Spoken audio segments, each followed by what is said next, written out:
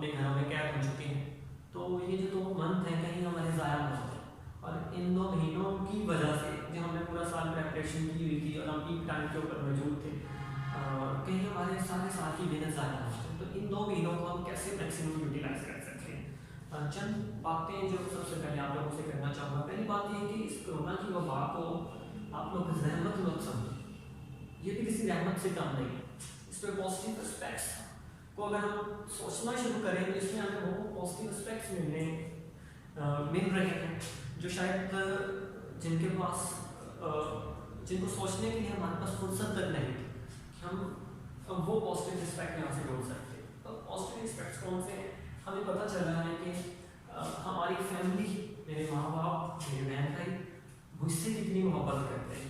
जब हम फैमिली में घुल मिल बैठे हैं, हम दिन के 24 घंटे जब उन लोगों के पास होते हैं, तो वो मोहब्बतें जो कहीं खो गई थी वो दोबारा से सर्वाइव करना शुरू करती है। वही दोबारा से वही ज़माना आ गया कि वो फैमिली शाम को बैठती है और वही आपस में लूडो खेल रहे हैं, ड्रामे देख रहे हैं, आपस में वो मजाक हो रहा है। वो जो मोहब्बतें थी जो कहीं सदियों पहले खो चुकी थी वो दोबारा लौट आई। तो ये एक पॉजिटिव चीज़ भी है कि हम एक दूसरे की और ज़्यादा क्लोज हो गए अपनी फैमिली से। और दूसरी चीज़ें हम जो मोहब्बतें बाहर की दुनिया में ढूंढते थे ना, हमें पता चला कि नहीं, हमारी कितनी मोहब्बतें मौजूद हैं जिनको हम पता नहीं अरसा दराज से इग्नोर किए, और जॉब के सिलसिले में या तालीम के सिलसिले में किसी भी सिलसिले में हम बहुत दूर हट गए थे। लेकिन हम जब वापस अपनी फैमिली के अंदर आए तो हमें पता चला ये मोहब्बतें लाजवाब मोहब्बतें, ये खूनी रिश्तों की जो मोहब्बतें हैं, इनका जो मज़ा है, इनको इंजॉय करने का मज़ा वो कहीं भी नहीं है। वो माँ की केयर, वो माँ का माथे के ऊपर बोसा, वो बहन जब बाहें खोल देती है अपने भाई के लिए, वो छोटी बहन जब मेरे बाल बना रही होती है तो मुझे पता चलता है यार क्या मोहब्बतें थी मैं छोड़ चुका था। तो वो एक कम बैक हुआ है हमारा अपनी फैमिलीज के अंदर। दूसरा ये कि हमें जो सीखने को मिला ये है कि वो जो ब्रांड्स में हम मरते थे कि शॉपिंग होनी चाहिए, ये होना चाहिए, बाहर के खाने खाने चाहिए, वो सारी चीज़ों से जब हम कट ऑफ हो के घर में बेशक हमें दाल भी मिल रही होती है, वो हम फैमिली के साथ वक्त गुजारते हैं, हमें पता चलता है कि उन ब्रांड्स के बगैर भी एक ज़िंदगी मौजूद है, और इंतहाई सादा ज़िंदगी लेकिन इतनी प्यारी ज़िंदगी जिसमें इंतहा की मोहब्बत मौजूद है। तो कोरोना को वबा न समझें, ये जहमत है सही, लेकिन जहमत से बड़ी रहमत भी है। इसके पॉजिटिव एस्पेक्ट को जब सोचेंगे तो वो जो आपका टेंशन लेवल है वो जहाँ पे पहुँचा हो डेफिनेटली वो जीरो के ऊपर ज़रूर आ जाएगा। बाकी रब से दुआ हो हम सब लोग कि अल्लाह ताला हमें इस वबा से निजात दिलवाए, और हम as a nation, as a unit हो कि इस वबा के खिलाफ खड़े हों। जो हुकूमत की तरफ से हमें हदायत दी जा रही हैं मुसलसल, जो डॉक्टर्स हजरात हमसे रिक्वेस्ट कर रहे हैं, हमारे लॉ एंड इन्फोर्समेंट के जो इदारे हैं हमारे ऊपर, जिस तरह पुलिस वाले जवान में देखता हूँ सड़क के ऊपर खड़े होते हैं, फौजी जवान खड़े हैं, वो आप लोगों के खड़े हुए हैं, अपने घरों को छोड़कर खड़े हैं, तो आप लोगों की सेफ्टी के लिए खड़े हैं। तो खुदारा एज अ यूनिट कुछ रिस्पॉन्सिबिलिटीज़ का मुजाहरा कीजिए। आप लोग घरों से बिना वजह बेज़रूरत बाहर ना निकले, अगर निकलना भी पड़ता है तो प्रॉपर मास्क पहने, ग्लव्स का इस्तेमाल करें, और जितना हद तक मुमकिन हो खुद को सेल्फ आइसोलेट करें, अपने अपने कमरों में रहें, और सोशल जो डिस्टेंस जिसका हमें बाहर पर कहा जा रहा है वो रखें। एहतियात बहुत ज़्यादा ज़रूरी है। हम इस चीज़ के मुताबिक बिल्कुल नहीं हो सकते कि खुदा न खास्ता अगर केसेस की तादाद में इजाफा होता है तो हमारे लिए इस चीज़ को फिर कंट्रोल करना बहुत ज़्यादा मुश्किल हो जाएगा। अल्लाह से दुआ करूँ कि हम सबके लिए वो खुसूसी रहमत जो अभी तक वो कर रहा है बाकी ममालिक के मुकाबले में, अल्हम्दुलिल्लाह अल्लाह का शुक्र है कि हम फिर भी काफ़ी हद तक बचे हुए, और हमने इस चीज़ से बचना है एज अ यूनिट। अगर हम कुछ अर्सा खुद पर कंट्रोल कर लेते हैं तो डेफिनेटली जो आने वाला वक्त होगा दोबारा से नॉर्मल होगा, और फिर से वो बहार, फिर से वो फूल खिलेंगे, और फिर से मेरा भी चमन मुस्कराएगा, और पाकिस्तान इंशाअल्लाह एक दिन फिर खेल के आके उठेगा। ये फ़ज़ाएँ फिर से मुअत्तर होंगी हमारे कदमों से, हमारी उड़ानों से, सारी चीज़ें उनके बहार हो जाएंगी। बस कुछ दिनों का इम्तिहान है, आज़माइश है, जिसमें से हमको एज अ नेशन गुजरना है, और हमने हर हाल में जीतना है, और इस वबा को शिकस्त देनी है। स्टूडेंट्स का जो क्वेश्चन था कि हम सारी चीज़ों को जो मैनेज करना है, हम किस तरह चीज़ों को लेकर चलें। सबसे पहले बच्चे, आप लोगों ने अपनी रूटीन को वापस सेट करना है। हमारी रूटीन बहुत बिगड़ चुकी है, तो पहली चीज़ जो है, अगर हम कुछ चीज़ें प्लान आउट करना चाहते हैं, अच्छे मार्क्स लेना चाहते हैं, तो पहली चीज़ जो हमें उसमें करनी है वो ये है कि हम लोग अपनी रूटीन सेट करेंगे।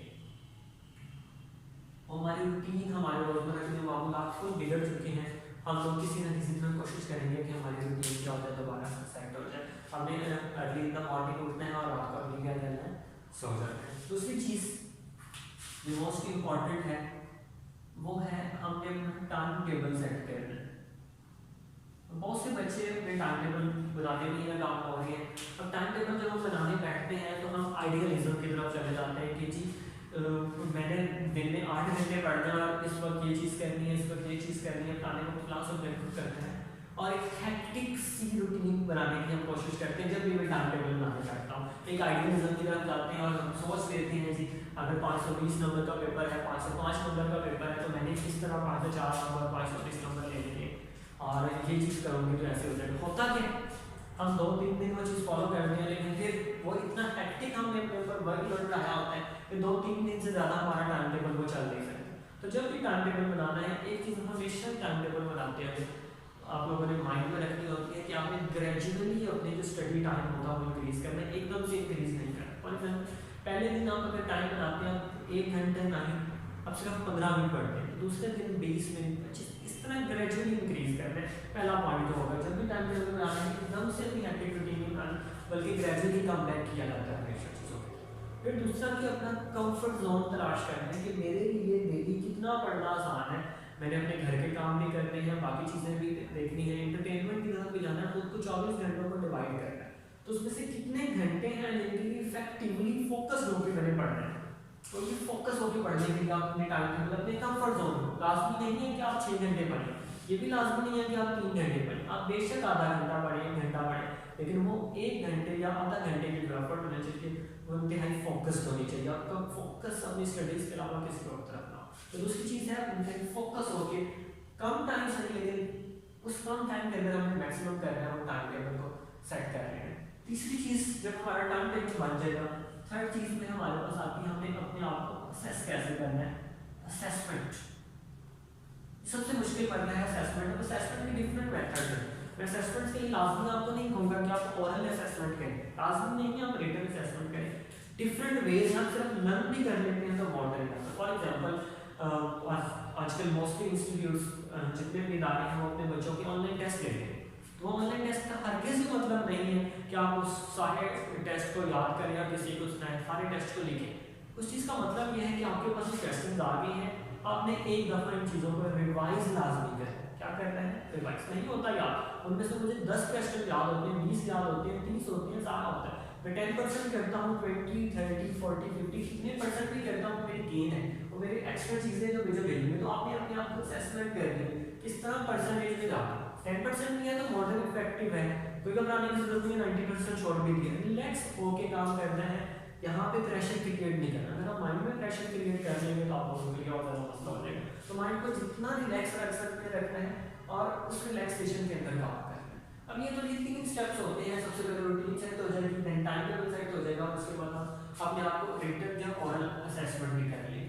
अब तो ये सारी चीज़ें करते हुए जब मैंने पेपर्स की तैयारी करने बैठा तो मैंने पेपर्स की तैयारी किस तरह करनी है, इसलिए बड़ा आसान सा तरीका है पेपर्स की तैयारी का। हमारे यहाँ तरीका का पेपर्स को जब भी हमारा बच्चा टेस्ट को तैयार करने बैठता है या पेपर को तैयार करने बैठता है तो उसकी रूटीन ये होती है कि वो सबसे पहले एक्सटेंसिव क्वेश्चन, लॉन्ग क्वेश्चन के हेडेज बना लेता है और उसके बाद वो शॉर्ट क्वेश्चन की तरफ आता है और आखिर में एक नज़र उसमें एमसीक्यूज को बनानी होती है। तो ये बिल्कुल गलत है। हमने जब भी पेपर की तैयारी करनी है, मैं आपके सामने एक स्केच बना के दे रहा हूँ कि हम किस तरह तैयारी कर सकते हैं। हमने जब भी तैयारी करनी है तो हमने छोटे स्टेप से बड़े स्टेप की तरफ जाना है। पहला पॉइंट आज मैं आपको बता रहा हूँ, कोई भी बच्चा फॉलो कर सकते इस चीज़ को। सबसे पहले आप लोगों ने एमसीक्यूज अपने रेडी करने। पहला स्टेप में तो क्या होगा, मल्टीपल चॉइस क्वेश्चंस। ये हमने सबसे पहले इस पोर्शन के ऊपर फोकस करना है, इसके ऊपर हम फोकस करेंगे अपने एमसीक्यूज वाले पोर्शन। अब एमसीक्यूज नेक्स्ट क्वेश्चन ये होता है कि सर हमने एमसीक्यूज करने कहाँ से, ठीक है, एक्सरसाइज वाले सिर्फ कर रहे हैं, बोर्ड पेपर्स सिर्फ लाहौर बोर्ड के, गुजरा वाला नहीं, अपने मुतल्लिका बोर्ड के। आप लोगों ने क्या करना है, आप लोगों ने तमाम बोर्ड्स के जो पास्ट पेपर्स हैं वो तैयार करने हैं। कितने, तमाम बोर्ड्स के। तो जो आपके 9 बोर्ड्स हैं, एजे के को भी इंक्लूड कर दें तो 10 बोर्ड्स हो जाते हैं। तो ये 10 बोर्ड्स के एमसीक्यूज आपने लेने हैं। अगर आपको नहीं मिलते तो एम्बिशियस के प्लेटफॉर्म पे आ जाए, वहाँ से आपको तमाम सब्जेक्ट्स के एमसीक्यूज जो मिल जाएंगे, पास्ट पेपर्स चैप्टर वाइज मौजूद हैं, वो आप लोग वहाँ से डाउनलोड करें और उसकी सेल्फ प्रैक्टिस करें। ये एमसीक्यू एमसीक्यूज आपने सबसे पहले क्या करना है, इसका मुझे फायदा क्या है, मैं आपको एक रिव्यू दे देता हूँ कि एक एमसीक्यू करने में कितना टाइम लगता है और हम कितने मार्क्स अपने गेन करते हैं। फॉर एग्जाम्पल मैं अपनी सब्जेक्ट लिस्ट आपके सामने लिख देता हूँ। मेरे पास एक सब्जेक्ट है सबसे पहले physics, next chemistry, next biology, English, Urdu and Islamic. इसके पैरेलल में मैं सब्जेक्ट लिख देता हूँ पाक स्टडीज का। फॉर एग्जांपल सेकंड ईयर में आ गया, बायोलॉजी के पैरेलल मैथ्स का आ गया, और केमिस्ट्री के पैरेलल फॉर एग्जांपल आईसीएस के बच्चों का कंप्यूटर का आ गया। तो आप हैरान हो जाएंगे कि हम सिर्फ एमसीक्यूज भी तैयार कर देते हैं। अगर हमारा टोटल मार्क्स पेपर के अंदर 505 है, या इंजीनियरिंग ग्रुप में 520 है, या आपके पास 510 कंप्यूटर ग्रुप के हैं, तो हमारे इन 505 में से या 520 में से या 510 में से जो मेडिकल ग्रुप है, ये इंजीनियरिंग ग्रुप है, या ये आईसीएस ग्रुप है, हमारी तैयारी का आप देखते आप देखिएगा जरा सिर्फ एमसीक्यू चेक करके। फॉर एग्जांपल जो हमारे पास एक सब्जेक्ट आता है फिजिक्स, और में इसके 17 एमसीक्यूज होते हैं। केमिस्ट्री 17, अगर कंप्यूटर है तो वो 15, बायो में मैथ, बायो 17 अगर मैथ है तो वो एमसीक्यूज हो जाते हैं आपके पास 20, इंग्लिश के 20 एमसीक्यूज, उर्दू के 20 एमसीक्यूज, और इन दोनों सब्जेक्ट में इस्लामियत का पाक स्टडीज टोटल 10 एमसीक्यूज होते हैं। ये 10। अब जरा इनको ऐड अप करते हैं। हमारे पास टोटल एमसीक्यूज अगर हम सिर्फ रेडी करते हैं तो हमारे पास कितने, फॉर एग्जांपल अगर मैं मेडिकल ग्रुप की बात करता हूँ तो ये आपके पास बनते हैं 30, 50, 60, 70, 80,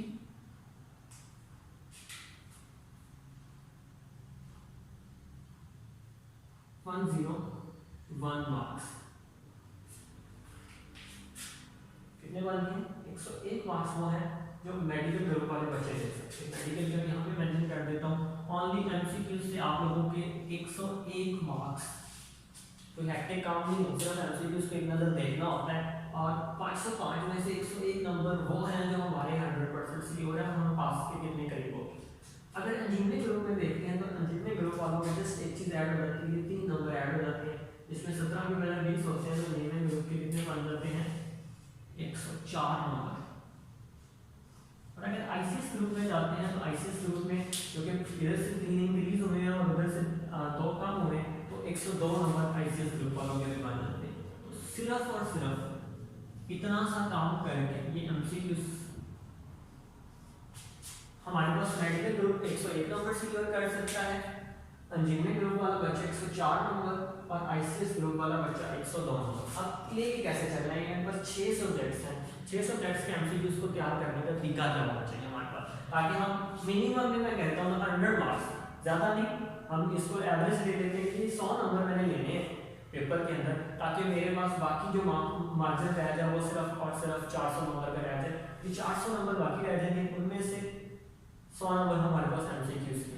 अब करना क्या है, किस तरह तैयारी करनी है? पास्ट पेपर्स को उठाएंगे, ठीक है, और डेली बेस हर बुक 6 बुक्स हैं, एक चैप्टर आते हैं, इतना ज़्यादा एक्टिव रूटीन बनाने की जरूरत है, ओनली 1 चैप्टर डेली।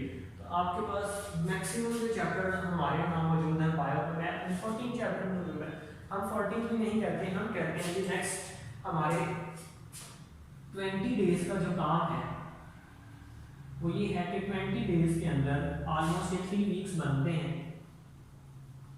3 वीक्स की प्रेपरेशन से हमारे पास 100 मार्क्स हमने अपने क्या कर लेने हैं, सिक्योर कर लेने हैं। ज़्यादा मसला नहीं, सिर्फ 3 महीने, पूरा साल की आपको एक जगह 3 हफ्ते लेके हम क्या कर सकते हैं, 100 नंबर ले सकते हैं। ये तो हो गया हमारा एमसीक्यूज वाला क्वेश्चन कि हम किस तरह एमसीक्यूज अपने रेडी करेंगे। और 20 दिन एक चैप्टर, और एक चैप्टर को हमने क्या करना है, जस्ट रिवाइज करना है। उसके बाद आप किसी को सलाह दें, उसका खुद टेस्ट दे दें, किसी भी तरह करें। और कितना टाइम लेगा एक chapter? On average physics for example मेरा सब्जेक्ट है, तो इसमें ऑन एवरेज किसी भी चैप्टर के अंदर जो एमसीक्यूज पास्ट पेपर्स में आ चुके हैं वो 50 एमसीक्यूज है मैक्सिमम, ये बता रहा हूँ। कुछ में ज़्यादा भी होंगे, लेकिन एवरेज जो बनते हैं पर चैप्टर वो 50 MCQs बनते हैं। सेम इन अदर सब्जेक्ट्स 50, 60, 40, 30 ये रेशियो है। 50 की एवरेज है, फॉर एग्जांपल 60 की भी एवरेज कर लेते हैं, तो एक सब्जेक्ट मैक्सिमम मेरे पास कितना टाइम लेगा? मेरे ख्याल से मैक्सिमम 20 to 30 मिनट्स है हमारे पास एक चैप्टर के जो MCQs होते हैं वो रेडी हो जाते हैं। अच्छा, MCQs जो मैं 50, 60 बता रहा हूँ वो किस तरह के हो सकते हैं? उसमें दो तरह के MCQs आपको मिलेंगे, 2 टाइप्स MCQs की मिलती है। नंबर 1, मेनली जो टाइप्स ऑफ MCQs, या तो वो न्यूमेरिकल टाइप होता है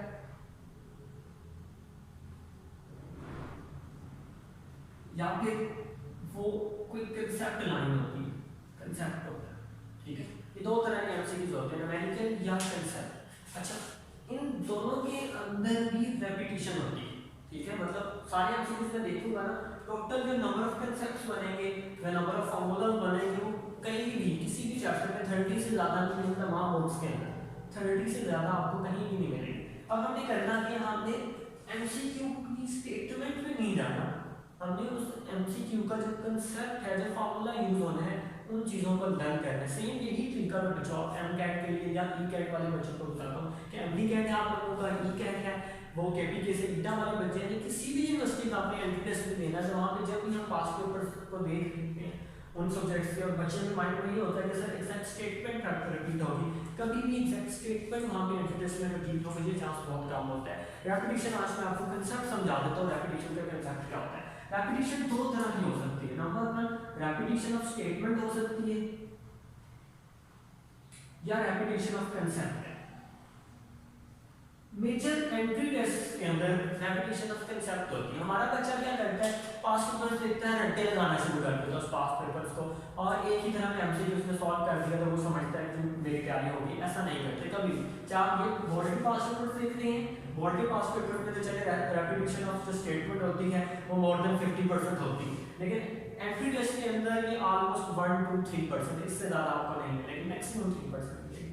चाहे वो ECAT है, चाहे MDCAT है, चाहे ETA है, कोई भी टेस्ट है। तो इस चीज़ के ऊपर फोकस करना है हमने। जब भी कोई MCQ सॉल्व करना है तो उसका मेन कंसेप्ट क्या है, उससे रिलेटेड अगर थोड़ा सा चेंज कर देता है स्टेटमेंट को, या न्यूमेरिकल के अंदर वैल्यूज को चेंज कर देता है, तो क्या मैं इस काबिल हूँ कि उसको सॉल्व कर सकता हूँ? तो ये चीज़ आपके MCQs में अंदर स्पेशली लर्न करनी है। बहुत से बच्चों के लिए सबसे बड़ा मसला बना होता है, क्योंकि MCQs बहुत ज़्यादा गलत होते हैं, वो शॉर्ट क्वेश्चंस कर लेते हैं, रॉन्ग कर लेते हैं, लेकिन MCQs में आकर वो मार खा लेते हैं। तो पहली चीज़ उसने लर्न करनी है, MCQs के दो तरह के MCQs को कैटेगराइज करते हैं, कंसेप्ट है, न्यूमेरिकल टाइप का। कंसेप्ट के अंदर भी अब लाजमी नहीं है कि हम कंसेप्ट को जैसे समझते हैं कि वो रटा नहीं, बुक की कोई भी लाइन आ जाती है नेचुरल तो कंसेप्ट ही होता है, तो आप याद रखते हैं कि वो बुक की लाइन है, कुछ भी है, आप उसको as a concept as a theory consider करेंगे, न्यूमेरिकल टाइप की उसको कंसीडर करेंगे, और उसमें रेपिटेशन भी हो सकती है, स्टेटमेंट भी हो सकती है, या कंसेप्ट की हो सकती है। ये चीज़ें MCQs करके हम क्या करेंगे, लर्न करेंगे। ये हमारा पहला स्टेप होगा जिसके अंदर हम क्या करने जा रहे होते हैं, हमने लर्न करना है किसको, ओनली MCQs। स्टेज नंबर 2 के ऊपर जब हम आते हैं तो हम किस तरह करते हैं। स्टेज नंबर 2,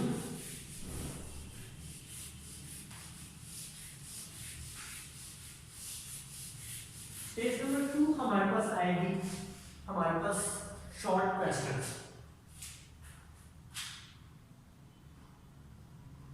हमने क्या करने हैं, शॉर्ट क्वेश्चंस प्रिपेयर करने। अब यहाँ पे बहुत ज़्यादा वैरायटी पाई जाती है शॉर्ट क्वेश्चंस की, और लोगों का माइंडसेट भी डिफरेंट तरह का बना होता है। तो एक चीज़ जो आज मैं आपको क्लियर कर देता हूँ, शॉर्ट क्वेश्चन को करने का इफेक्टिव वे क्या होता है। शॉर्ट क्वेश्चन को करने के लिए सबसे पहले ज़रूरी है कि आपकी एक्सरसाइज के जो क्वेश्चन हैं, पहला हमारा फोकस होना चाहिए एक्सरसाइज के ऊपर। फिजिक्स के एक्सरसाइज के हैं, केमिस्ट्री के हैं, जब बायोलॉजी में कुछ मौजूद होते हैं नेट पे, तो वो हमारे पास एक्सरसाइज के लिखने की शॉर्ट क्वेश्चन, इवन इंग्लिश के अंदर भी उसके ऊपर फोकस करने की फर्स्ट प्रायोरिटी हमारी ये होनी चाहिए। सेकंड प्रायोरिटी के ऊपर आएंगे हमारा अपना जो मुतलका बोर्ड है उसके पास पेपर्स करेंगे। थर्ड नंबर पे जाके हम तमाम बोर्ड्स के पास पेपर्स को देखेंगे। तो शॉर्ट क्वेश्चंस के लिए हम क्या करने जा रहे हैं, हम बोर्ड अप टू डेट से बोर्ड पास पेपर,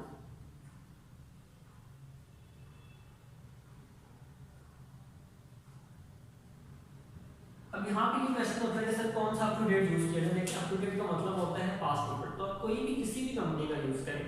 जस्ट एक बात मैं हमेशा रेकमेंड करता हूँ कि कभी भी किसी हैंड बुक के आंसर्स पे कंप्लीटली रिलाई नहीं करना। पहली कोशिश आपकी जब भी शॉर्ट क्वेश्चन को प्रिपेयर करना है आपको प्रायोरिटी होनी चाहिए आपकी टेक्स्ट बुक। क्या टेक्स्ट बुक में ही कंसेप्ट किसी जगह मौजूद है, टेक्स्ट बुक के अकॉर्डिंग इसका उस बुक की लाइन को नहीं फॉलो किया जा सकता है, तो आप टेक्स्ट बुक को फॉलो करेंगे। जितनी ज़्यादा कोशिश करेंगे आप लोगों को ये बुक लाइन अगर अच्छे मार्क्स लेंगे हैं तो शॉर्ट क्वेश्चन बहुत से बच्चों के मार्क्स आधा आधा करके डिडक्ट हो जाता है, पूरे मार्क्स में लेते एक नंबर मिल रहा होता है। तो उसकी मेन रीज़न ये होती है कि उन्होंने किसी ग्रामर से क्लासेस से रट्टा लगाया होता है और क्लासे वाले ने बुक लाइन्स को यूज़ नहीं किया होता। तो कोशिश करनी है चाहे वो लॉन्ग क्वेश्चन है चाहे शॉर्ट क्वेश्चन, अब उसको एक्सप्लेन करें अपनी वर्डिंग में, लेकिन जो मेन कंसेप्ट जो थीम होता है क्वेश्चन का वो बुक लाइन वाला कंसेप्ट आप लोगों को यूज़ करें। तो पहली चीज़ जो मैं आज आपके लोग कहना चाहूँगा कि आपने जब भी पास पेपर्स को प्रिपेयर करना है और शॉर्ट क्वेश्चन कोई भी हैंड बुक यूज़ कर लें, लेकिन प्रायोरिटी आप लोगों की टेक्स्ट बुक लाइन होनी चाहिए। ब्लाइंडली आप लोगों ने बिलीव नहीं करना किसी एमसीक्यूज के आंसर में या किसी शॉर्ट क्वेश्चन के आंसर में, किसी भी हैंड बुक के। इस वक्त मार्केट में एक भी ऐसी बुक मौजूद नहीं जिसके अंदर मैं आपको ये कह सकूँ कि ये बुक 100% ऑथेंटिक है, इस चीज़ को फॉलो किया जाए। इवन मेरी अपनी लिखी हुई कुछ बुक्स होंगी उनमें मैं आपको कभी नहीं कहूँगा कि 100% ब्लाइंडली इसके ऊपर यकीन करें। आप लोगों ने बुक को फॉलो करना है, टेक्स्ट बुक आपकी बेस्ट फ्रेंड है, वही आपको बेहतरीन मार्क्स दिलवा सकती है। तो ये चीज़ आप लोगों ने लाजमी तौर पर नोट करना है। पास पेपर्स में मसला ये आता है कि वैरायटी ऑफ क्वेश्चंस बहुत ज़्यादा है, हद से ज़्यादा क्वेश्चन होते हैं, हम किन क्वेश्चंस को करें किन को लीव करें। तो इनमें से सबसे पहले आपने बोर्ड पेपर्स को जब भी उठाना है जो मोस्ट रिपीटेड क्वेश्चन होते हैं उनको फॉलो करना है।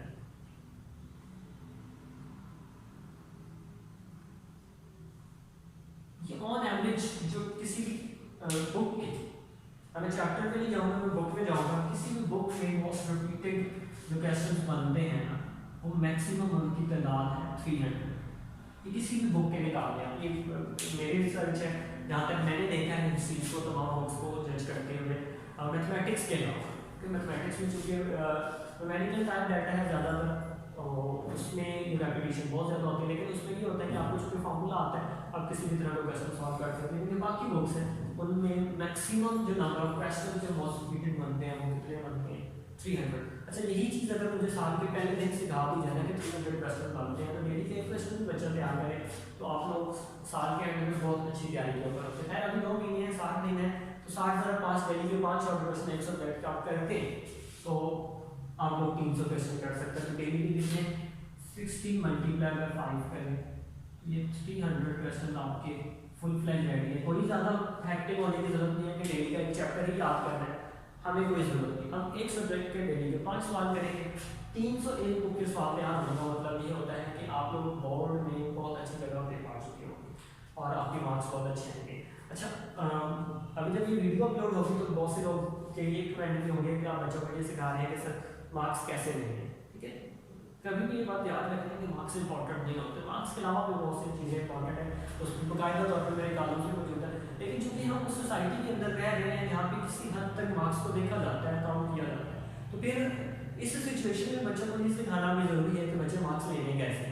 तो मैं बिल्कुल इस चीज़ के हक में नहीं हूँ कि मार्क्स ही सब कुछ है, मार्क्स सब कुछ नहीं है। इंशाल्लाह नेक्स्ट मेरी वीडियो इसी टॉपिक के ऊपर अपलोड होगी। मार्क्स किस हद तक इम्पॉर्टेंट है, लेकिन जहाँ तक इम्पॉर्टेंट है अगर जहाँ जहाँ पे हमें मार्क्स की जरूरत पड़ती है यूनिवर्सिटी में एडमिशन के लिए उन चीज़ों के लिए, तो इस शॉर्ट टाइम हम कैसे यूटिलाइज कर सकते हैं ये सिखाना भी एक टीचर की रिस्पॉन्सिबिलिटी है। और साथ में ये बताना भी ज़रूरी है कि बच्चे अगर मार्क्स नहीं भी आते तो इस चीज़ का मतलब ये नहीं है कि आप लूजर हैं, मेरा काम है आपके अंदर और बहुत सी एबिलिटीज़ हैं जिनके ऊपर अगर आप वर्क करें। उसमें कम्युनिकेशन सबसे स्ट्रॉन्ग है, कंप्यूटर स्किल्स आती हैं, 2 चीज़ें जो हर बच्चे को मैं रिकमेंड करता हूँ कि कम्युनिकेशन स्किल्स और कंप्यूटर की कुछ चीज़ें बेसिकली जो सॉफ्टवेयर से कंप्यूटर में माइक्रोसॉफ्ट के जो सॉफ्टवेयर है फॉर एग्जांपल MS वर्ड हो गया, एक्सेल, पावरपॉइंट, टीम के ऊपर आपको काम करना आना चाहिए। तो ये चीज़ें आपको जब आती हैं तो इन चीज़ें भी आपकी लाइफ में कहीं ना कहीं चीज़ें आपकी CV को ऐड कर देती, CV में ऐड हो जाती हैं, तो आपकी जो पर्सनैलिटी होती है या आपकी जो CV होती है उसकी इंपॉर्टेंस इंक्रीज हो जाती है। तो ये कम्युनिकेशन और ये कंप्यूटर स्किल्स है, ये हर बच्चे को मैं रेकमेंड करता हूँ, जो आर्ट्स का चाहे साइंसेस का, तो किसी भी फील्ड से तरह रखता है ये ज़रूरी है कुछ चीज़ें। लेकिन कहीं जहाँ तक मार्क्स ज़रूरी है उसके लिए टीचर का बनता है, फर्ज बनता है कि बच्चे को बताए कि हमें मार्क्स किस तरह लेंगे। तो ये 300 क्वेश्चन है। अच्छा कुछ बच्चे जिनकी लर्निंग एबिलिटी ज़्यादा होती है उनके लिए मोस्ट रिपीटेड के अलावा आपको कुछ क्वेश्चन ऐसे मिलेंगे जो एक आध बार भी आ चुके होंगे। तो ये क्वेश्चन की हम मिलाएं तो ये वाले क्वेश्चन की तादाद उनसे थोड़ी सी ज़्यादा है, ये ऑलमोस्ट आपके पास 300 to 400 इसके अंदर वेरी करती है। मतलब टोटल जो क्वेश्चन आज तक किसी भी बोर्ड में आ चुके हैं किसी भी बुक के निकाल, तो वो अप्रोक्सीमेटली इक्वल है 700। ये 700 क्वेश्चन होते हैं एक बुक, ठीक है। ये सिर्फ साइंसेस में फिजिक्स, बायो, केमिस्ट्री और मैथमेटिक्स की बात की जा रही है। इंग्लिश में भी बहुत कम है। इंग्लिश में टोटल नंबर ऑफ क्वेश्चन बनते हैं वो ऑलमोस्ट 200 क्वेश्चन हैं जो बार बार आ रहे होते हैं और पेपर उनसे बाहर नहीं होते, ठीक है। अब जरा शॉर्ट क्वेश्चंस करने से हमें फ़ायदा क्या हो रहा है वो बता दूंगा कि मैं सबसे पहले तो आपको इंग्लिश में बता देता हूँ। इंग्लिश में हमारे पास टोटल नंबर ऑफ क्वेश्चंस कितने बनते हैं। इंग्लिश में जो टोटल नंबर ऑफ क्वेश्चन हमारे बनते हैं वो मैक्सिमम 200 to 250, सिर्फ इतने शॉर्ट क्वेश्चन हैं, ठीक है। बाकी सब्जेक्ट्स में ये वाले यहाँ पे मेंशन कर दिया जाए। ये बात हो रही है फिजिक्स की, केमिस्ट्री की, कंप्यूटर की, बायो की एंड मैथमेटिक्स की। मैथमेटिक्स में ये वाली चीज़ है और जब हम इंग्लिश पे आएंगे तो ये चीज़ है। अच्छा, इस्लामियत में पाक स्टडीज, ये जो पीएसटी है इसमें नॉर्मली हमारे पास 80% तो 80% से समटाइम 100% ये एक्सरसाइज वाले ही होते हैं सम। और सेम क्राइटेरिया इन इस्लामियत में आपको अगर आपने बुक को रीड किया होगा तो क्वेश्चंस के आंसर दे सकते हैं। अच्छा, अगर इस्लामियत में पीएसटी की बात करूँ इन दोनों बुक्स के टोटल चैप्टर्स के जो मिला के क्वेश्चंस बनते हैं वो भी 150 से 200 बनते हैं, लेकिन इनमें से भी आपको 50, 60, 70 के करीब ऐसे क्वेश्चंस बताए जा सकते हैं जो अगर आप सिर्फ याद कर लें आप लोगों का बोर्ड का पेपर अटेम्प्ट हो सकता है। अब ये सारा सिनेरियो देखने के बाद हमें इस चीज़ का फ़ायदा क्या, हम अपने 60 दिन अगले जो आने वाले हैं एमसीक्यूज़ के साथ साथ इसको भी अगर रिवाइज करते हैं हमें इस चीज़ का फ़ायदा क्या होगा। अभी आप लोग हैरान हो जाएंगे इस चीज़ को देखकर। अगर आप मैं आपके सामने छोटा सा स्केच बनाता हूँ ताकि आपको रफली आइडिया हो जाए कि इसका हमें फ़ायदा क्या होगा।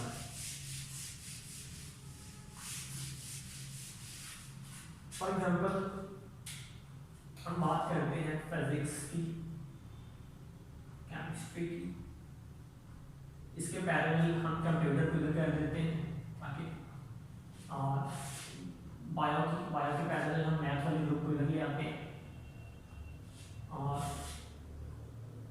इंग्लिश की बात कर लेते हैं, हम इस्लामियत की बात कर लेते हैं, और हम इस्लामियत के पैरेलल सेकेंडरी पीएचडी की बात कर रहे हैं।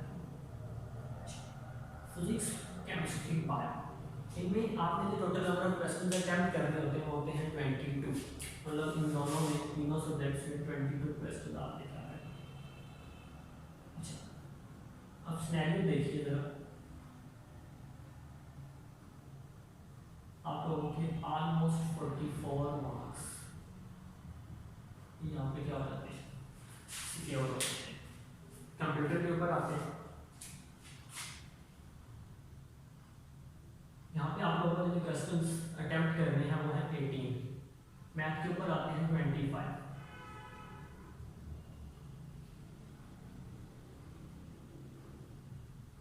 ये 36 मार्क्स के वहाँ पे। इंग्लिश में आते हैं, ऑन एवरेज यहाँ पे मैं 22 लिखता हूँ तो ये 44 मार्क्स। तो आप इंग्लिश में नहीं कर सकते हैं 40 और जो भी चीज़ें, और इस्लामिक में पास स्टडीज़ में 12 होते हैं। तो अब जरा इन चीज़ों को हम ऐड अप करके देखते हैं। फॉर एग्जांपल मेडिकल ग्रुप से पहले आते हैं, हमारे पास 4, 8, 12, 16, 20,